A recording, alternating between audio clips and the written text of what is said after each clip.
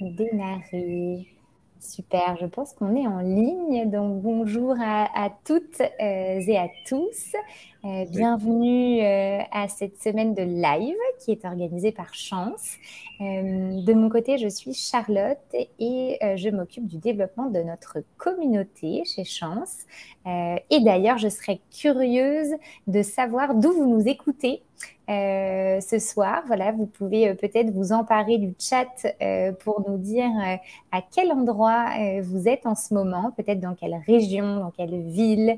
Voilà, par curiosité, c'est toujours sympa de voir un petit peu la diversité d'où chacun et chacune se trouve. Et aujourd'hui, voilà, on a Wendy qui nous dit qu'elle est à Toulouse, super. Et donc voilà, je suis très heureuse d'animer ce live sur ton métier, Nicolas, de Product UX Designer.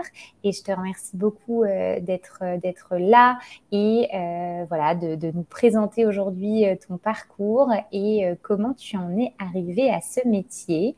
Je vois David qui nous dit qu'il est à Paris, Anne-Laure à Lyon. Eh bien, bonjour, bienvenue à toutes et à tous. Et je pense qu'on va pouvoir commencer. Peut-être, voilà, Nicolas, si tu veux nous parler un peu de ton parcours et comment tu es arrivé à ce poste, à ce métier d'UX Product UX Designer. Dis-nous tout. Ça marche. Déjà, salut tout le monde, ravi d'être parmi vous et du coup de me joindre à l'OP de Chance sur les métiers. Alors sur mon parcours, je peux peut-être commencer par le côté un peu formation, puis ensuite raconter Ouais. très rapidement par les entreprises par lesquelles je suis passé. Ce qui peut être intéressant pour les personnes qui nous écoutent, c'est que je vais évoquer mon parcours, mais qu'il faut se dire qu'on peut arriver au métier de product designer ou UX designer par un tas de biais et que donc c'est pas forcément mon parcours qui est un peu le parcours à suivre pour les personnes qui voudraient arriver à ce métier. De mon côté, en gros, j'ai commencé par un DUT après le bac. J'ai commencé par un DUT MMI, donc multimédia et métiers de l'Internet. C'est une formation assez large qui, en fait, permet de découvrir un peu tous les métiers justement d'Internet et qui n'est pas centré que sur le design.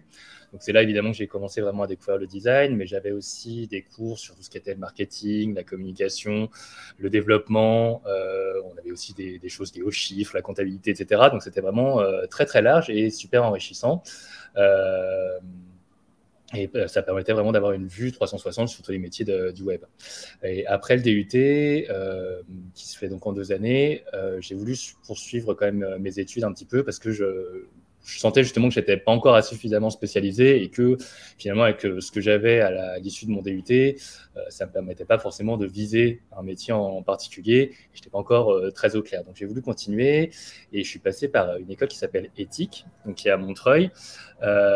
Ethique, c'est une école en 3 années à partir du bac+2, donc après un bac+2, et qui avait vraiment l'avantage d'être la continuité pour moi du DUT MMI, parce que c'est encore une école qui justement forme à tous les métiers du web et donc sur lesquels on continue à avoir, en gros, on a les 2 premières années d'éthique, on continue à avoir un peu tous les différents métiers, que ce soit de la communication à nouveau, du marketing, du développement et aussi du design. Et ensuite, la 3e année qui se fait de façon professionnalisante. Du coup, on a une alternance la dernière année et on se spécialise en même temps. Et c'est pendant la dernière année que je me suis spécialisé en design.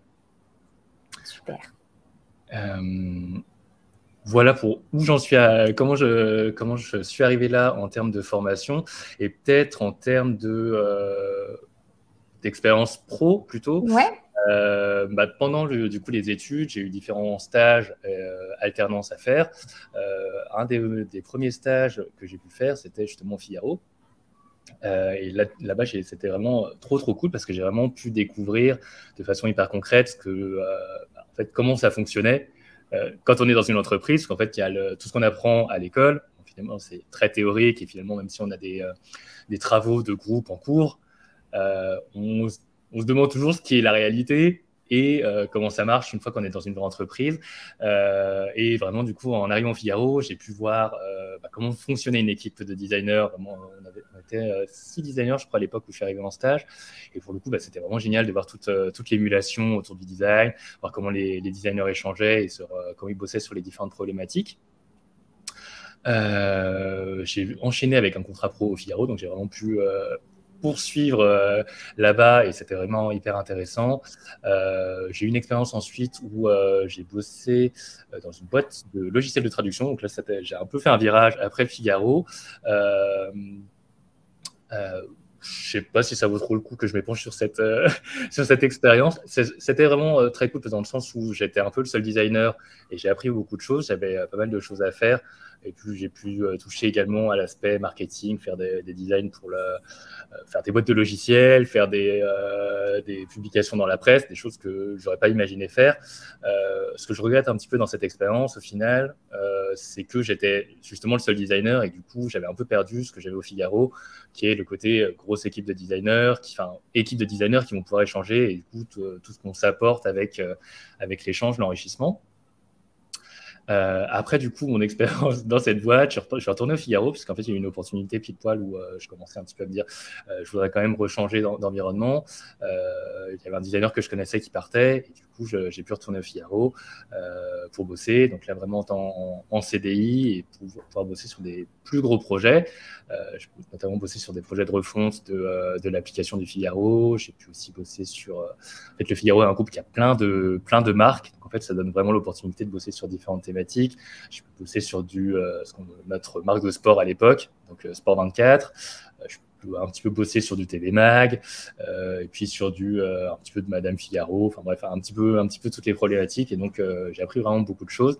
Et j'ai pu aussi toucher un petit peu au management là-bas. Super.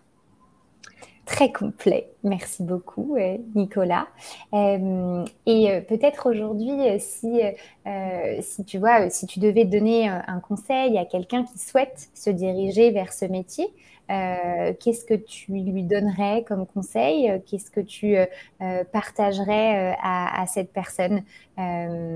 Voilà, pour qu'il ou elle se lance vers le métier de product UX designer. Alors, ce que je donnerais comme conseil, c'est que déjà, comme je le disais tout à l'heure, il n'y a pas un chemin, il n'y a pas une formation qui va vraiment mener au métier de product designer. Donc, en fait, c'est assez facile, entre guillemets, d'avoir un espèce de syndrome de l'imposteur et se dire je ne suis pas légitime pour accéder à ce métier. Finalement, ce qui va beaucoup compter dans ce métier, et notamment, je le vois quand moi, je recrute des personnes pour nous rejoindre, pour enrichir les équipes. Quand je recrute des product designers, je regarde assez peu le background des personnes, notamment tout ce qui est formation, etc. Okay. Ça peut être important parce que ça peut être important dans le sens où quand on voit un certain nombre de formations qui sont un petit peu plus connues, oui, on peut se dire la personne peut avoir du potentiel, c'est pas mal, elle a une bonne formation. Par contre, ce qui compte vraiment, je trouve, c'est le portfolio. Le portfolio, c'est vraiment tout ce que les product designers vont pouvoir montrer, ce sur quoi les projets sur lesquels ils ont bossé. Ils vont pouvoir aussi un petit peu plus détailler leur méthodologie de travail, comment est-ce qu'ils ont abordé la problématique, est-ce qu'ils sont bien allés voir des utilisateurs, qu'est-ce qu'ils ont les interviewés, qu'est-ce qu'ils en ont appris, comment est-ce que ça les a enrichis dans la façon dont ils ont pu travailler. Et finalement, je dirais que c'est un métier où on peut apprendre assez vite. Il y a pas mal de formations en plus qui sont assez rapides, donc c'est assez facile. Je trouve que la barrière à l'entrée est assez basse. Et en fait, c'est beaucoup de choses qu'on va apprendre sur le tas. Et toujours, du coup, c'est vraiment le portfolio qui va compter. Si vous voulez débuter ou que vous êtes débutant, n'hésitez pas justement à étoffer votre portfolio, à montrer que différents projets pour justement montrer ce dont vous êtes capable et ce que vous allez pouvoir apporter. Et ça comptera, en tout cas de mon point de vue, plus que le background de formation. De formation. Ok, super intéressant. Ça veut dire qu'il faut oser et se lancer si on souhaite se diriger vers ce métier. Et justement, tu disais, pour commencer, c'est bien d'avoir au moins d'étoffer son portfolio, mais du coup, j'imagine que c'est pas évident quand on commence, justement. Est-ce que tu as un conseil ou est-ce qu'il faut plutôt commencer vers un certain type de structure, un certain type d'entreprise pour pouvoir justement l'étoffer, ce portfolio, et après peut-être se diriger vers certains types d'entreprises qu'on pourrait préférer, mais il est peut-être mieux de passer par, je sais pas, un type d'entreprise en particulier avant Alors, ou pas forcément? Alors, le type d'entreprise, alors j'ai envie de dire, en tout cas, ne vous mettez pas de barrière sur une structure d'entreprise, etc. Je pense que quand on débute, il faut quand même pas hésiter à multiplier les stages si vous en avez l'opportunité. Plus vous aurez de stages dans différents types d'entreprises, plus ça vous permettra de tester différents environnements et de vous-même vous poser la question et de voir dans lequel vous êtes le plus à l'aise. Typiquement, on peut être product designer en agence, comme on peut être product designer dans une entreprise et bosser uniquement pour l'entreprise. Il y a des personnes qui adorent, qui s'épanouissent beaucoup en agence parce qu'elles vont avoir différents types de projets et elles vont voir du coup différents clients et vont pouvoir vraiment étoffer très rapidement leur portfolio. Il y a d'autres personnes qui vont être plus à l'aise dans une entreprise en tant que product designer en entreprise et bosser sur un produit ou des produits digitaux, mais pour une même entreprise et pouvoir bosser sur plus long terme. Donc ça, pour le coup, j'ai envie de dire, si vous débutez, n'hésitez pas à tester un petit peu les différents formats et vous verrez ce qui vous convient le mieux. L'autre chose aussi, c'est que l'avantage des métiers autour du design, c'est qu'il y a des fortes communautés qui existent en ligne. Donc, en fait, pour étoffer son portfolio, on n'a pas forcément besoin de passer par une entreprise. On peut aussi déjà participer à des défis. En fait, les communautés en ligne de product designers, UX, UI designers ont souvent ce qui lance des défis quotidiens. Donc, en fait, vous allez pouvoir participer par exemple à des challenges UI quotidiens. En fait, c'est des challenges sur lesquels, en fait, l'idée, c'est d'aller bosser un certain type d'interface et vous allez pouvoir partager votre résultat avec la communauté et vous allez avoir des retours d'autres personnes qui, justement, ou sont déjà dans le métier ou qui débutent également. Donc, ça, c'est vraiment plutôt cool. Et puis, l'autre chose, c'est qu'on veut un petit peu plus étoffer parce qu'en fait, il y a l'aspect visuel du métier de product designer. Donc là, c'est plutôt tout ce qu'on appelle UI, la user interface. Il y a aussi l'aspect UX, donc c'est plutôt expérience utilisateur. Pour le coup, là, ça va plutôt se travailler en faisant des interviews utilisateurs, en allant vraiment améliorer des parcours utilisateurs plutôt que l'interface, ça vient juste par-dessus l'UX. Là-dessus, en fait, ce que je peux conseiller, c'est peut-être de se poser sur une application que vous aimez bien, par exemple, et c'est de vous voyez quelque chose qui est peut-être pas vous auriez fait différemment, vous voyez des axes d'amélioration et pas hésiter à prendre des cas comme ça et vous dire, en fait, pour retravailler telle fonctionnalité, je proposerais de travailler sur ça, peut-être interroger des personnes autour de vous pour voir comment est-ce qu'elles réagissent à cette application. Enfin bref, vraiment, si vous n'avez pas l'opportunité dans une entreprise, vous pouvez aussi prendre l'opportunité avec quelque chose qui est connu et appliquer la même méthode, des bonnes méthodes produits et du UX design, mais avec des cas pour lesquels on ne vous a pas forcément sollicité, mais pour lesquels vous vous auto-sollicitez en quelque sorte. Et ça permettra quand même d'étoffer votre portfolio et aussi de donner un petit peu confiance à des personnes qui pourraient vous donner leur chance. En se disant, peut-être que la personne, elle a créé ses propres opportunités et ça, c'est cool. En plus, les travaux qu'elle présente sur son portfolio sont plutôt... quelle est la qualité de ces travaux-là? Comment est-ce qu'elle a pu aborder tout ce qui est entretien utilisateur? Est-ce qu'elle a fait, par exemple, des tests utilisateurs derrière, après avoir remonté ses propres maquettes, ses propres améliorations sur le produit? Super, merci beaucoup pour ces précisions.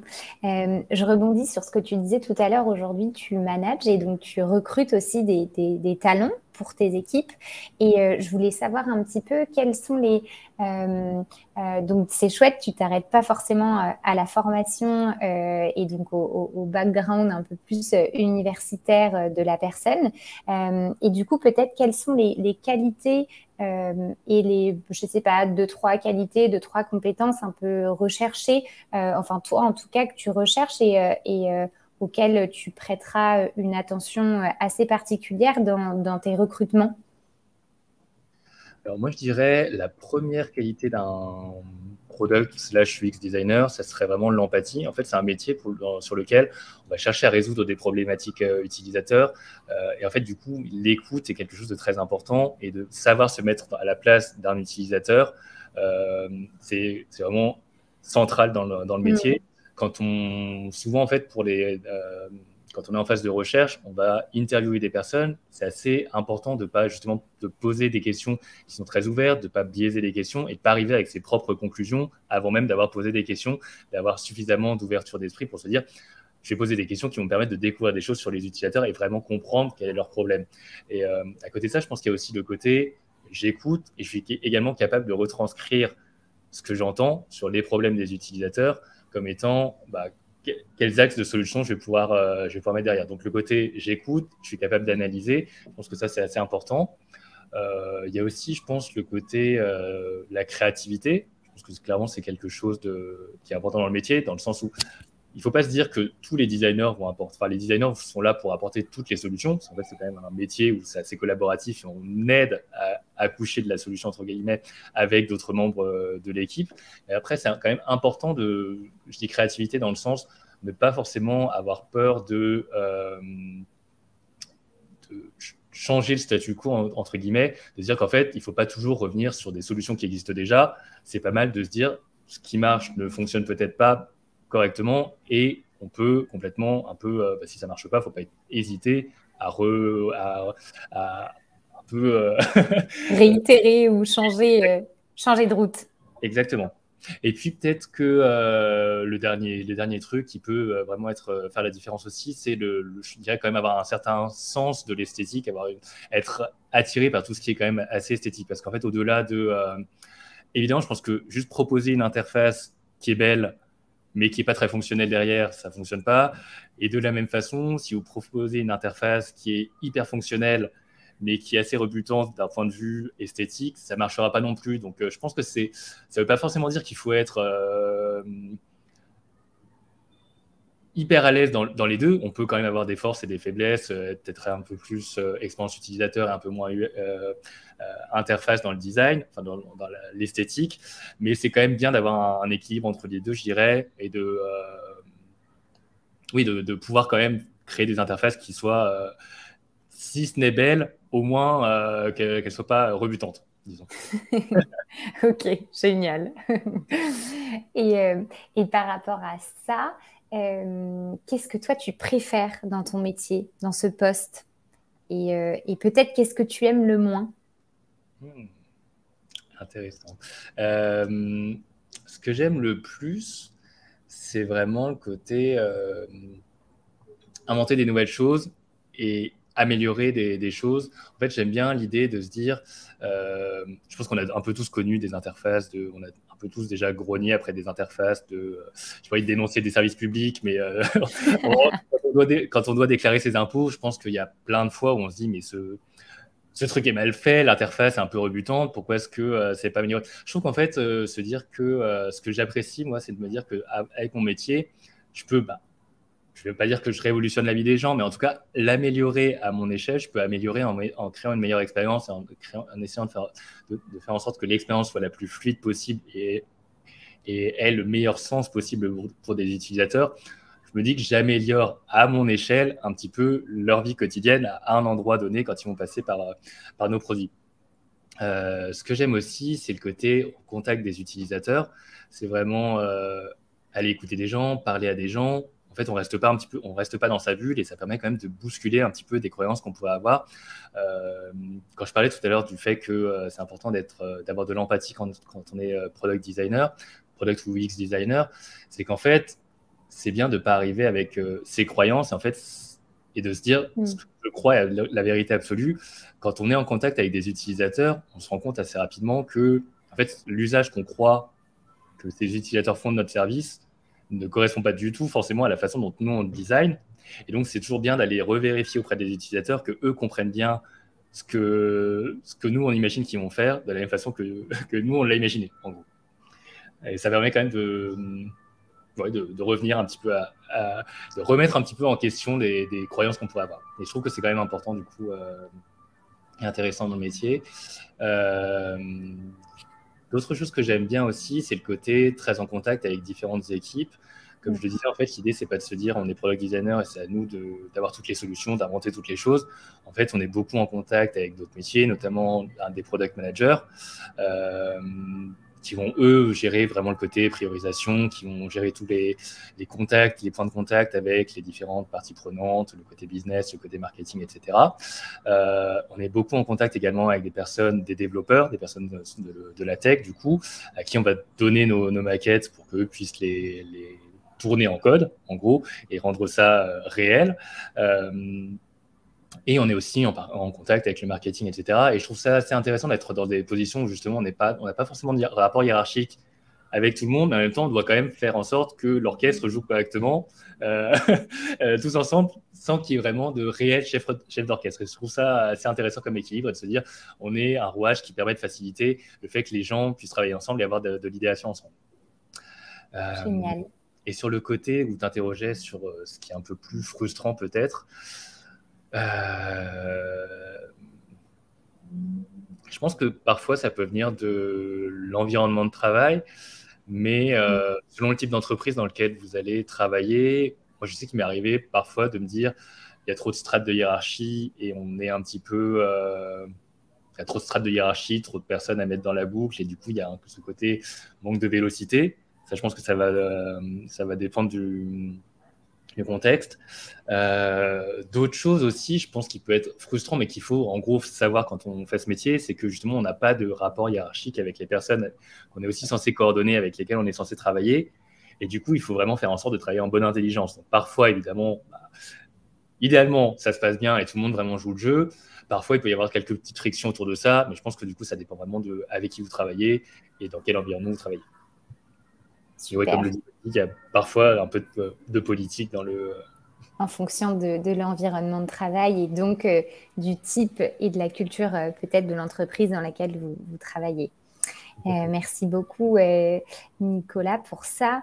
Comme tu t'en doutes et tu le sais, on parle beaucoup de sens au travail. Et pour Chance, c'est vrai que le sens est important et c'est un alignement avec 4 piliers qui ne sont pas uniquement la finalité, donc vraiment la cause et l'intérêt d'un travail, mais aussi l'environnement dont tu parlais, l'environnement de travail, donc le type et la culture d'entreprise dans laquelle tu travailles, le métier, donc vraiment tes missions au quotidien, et tes impératifs personnels, qu'ils soient tes horaires, le niveau de ta rémunération, etc. Et du coup, j'aimerais beaucoup te demander et avoir ton retour à toi aujourd'hui sur ce sujet du sens. Justement, quel sens est-ce que toi, tu trouves dans ta vie professionnelle aujourd'hui ?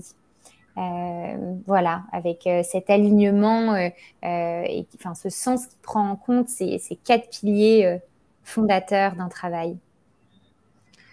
Du coup, j'aurais bien envie de partir un peu de la finalité, justement. En fait, j'avoue que c'est un peu ce que je disais tout à l'heure.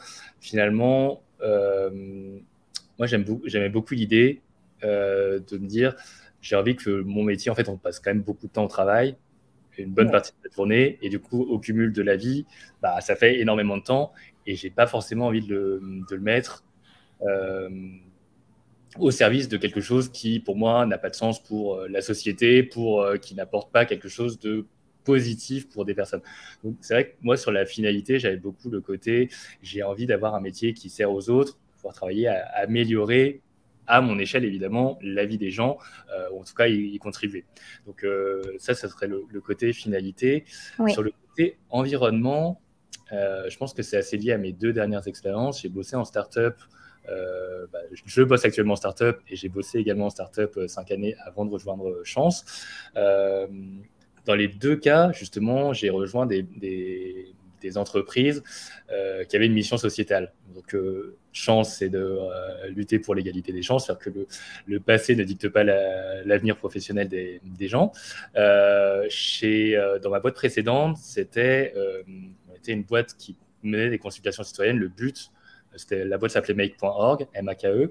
Le but, c'était vraiment de remettre le citoyen au cœur de la démocratie et de faire en sorte qu'on puisse reconnecter un petit peu les citoyens avec le système politique et qu'à côté de ça, la société civile puisse aussi se mettre en mouvement indépendamment de la politique.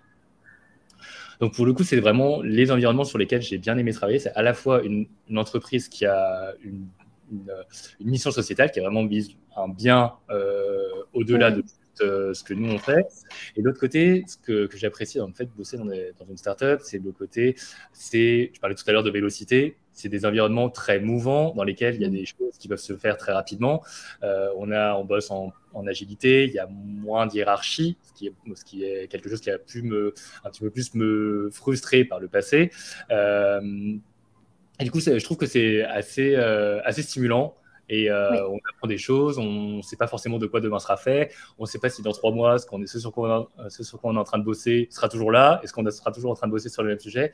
Et je trouve ça, moi, en tout cas, c'est vraiment l'environnement dans lequel je m'épanouis. Et en plus, à côté de ça, on a quand même le côté start-up, télétravail, qui va aussi bien, assez bien avec les contraintes que j'ai par ailleurs. Je trouve que moi, je recherche aussi pas mal l'équilibre vie perso, vie Oui. pro. Et du coup, je trouve que le télétravail s'y prête vraiment. Parce que pour le coup, tous les temps de trajet qu'on n'a pas à faire, justement, on peut les utiliser pour autre chose, notamment faire plus de sport, aller marcher un petit peu entre midi et deux. Je trouve ça très, très chouette. Et du coup, le dernier pilier, qui est le métier, bah pour le coup, c'est le métier de product designer, UX designer. Pour le coup, c'est vraiment, je trouve qu'il est assez à l'aise avec finalement ma finalité et ce que je veux en termes d'environnement. Il permet vraiment de subvenir à tout ce qui est impératif. Pour le coup, c'est vraiment un métier que j'adore et qui me permet vraiment de construire, déconstruire, créer des nouvelles choses. Donc là-dessus, je trouve ça très, très chouette. Génial. Merci beaucoup pour tout ce partage.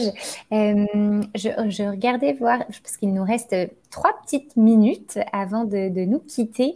Je ne sais pas si certains ou certaines ont des questions. J'avoue qu'on est assez pris par ce que tu nous racontes, Nicolas. Donc, n'hésitez pas à utiliser le chat.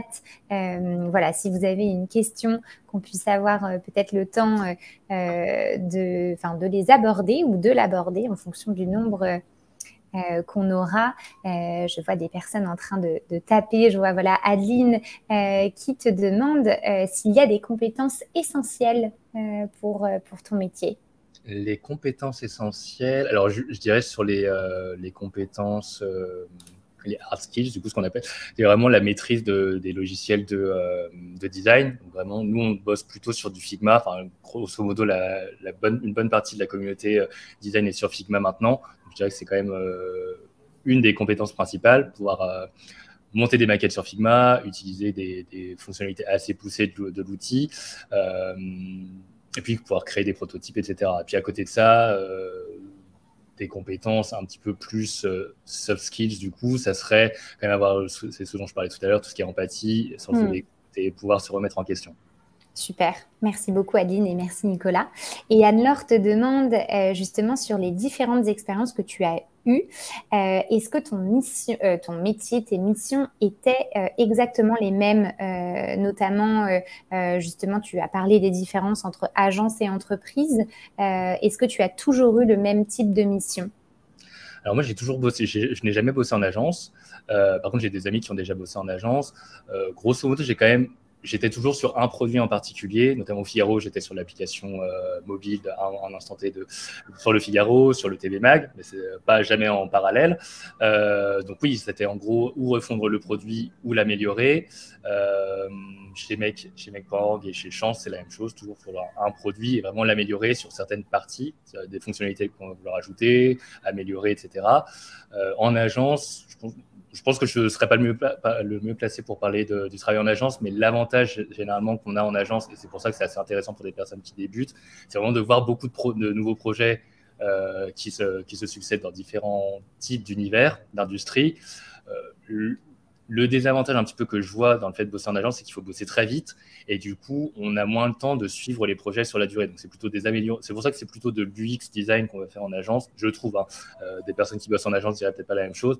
Et du product, je dirais que c'est plutôt quand même dans une entreprise, quand on bosse dans une entreprise, sur le long terme. Super, merci beaucoup pour cette question.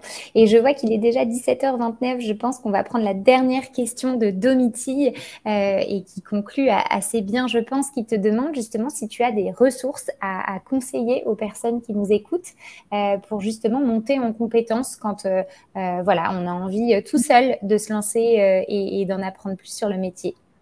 Alors, je dirais que oui, il y a pas mal de ressources en ligne. Les ressources que je pourrais conseiller, c'est vraiment si vous débutez ou que c'est de vous inscrire sur des communautés de designers. Il y a vraiment beaucoup de communautés sur Slack ou sur Discord. Vous cherchez pour le design, même sur Facebook, il y a aussi des communautés. Je pense que c'est le meilleur moyen de progresser, c'est vraiment de pratiquer encore et encore et encore. Donc, ne pas hésiter à aller partager avec d'autres designers, obtenir des retours. Et n'hésitez pas également à aller sur des sites comme Howard ou Dribble, c'est un petit peu les classiques, mais allez vous inspirer, allez voir des choses qui sont bien faites.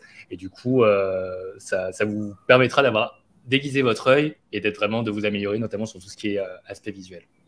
Génial.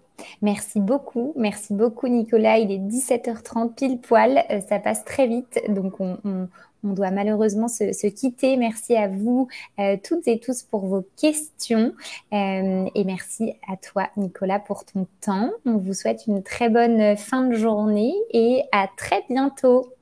Au revoir tout le monde et merci beaucoup Nicolas.